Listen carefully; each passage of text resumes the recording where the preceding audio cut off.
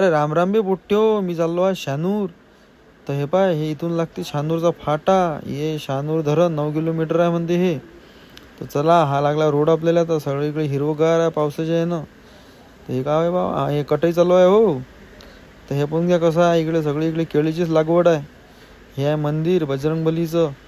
आणि हे आता आपण शिरलो शहानूर माध्यम प्रकल्प आतमध्ये. तर हे लागते आपल्याला पहिले नदी. पण काय कशी वाहून आली, बम धरण भरलं.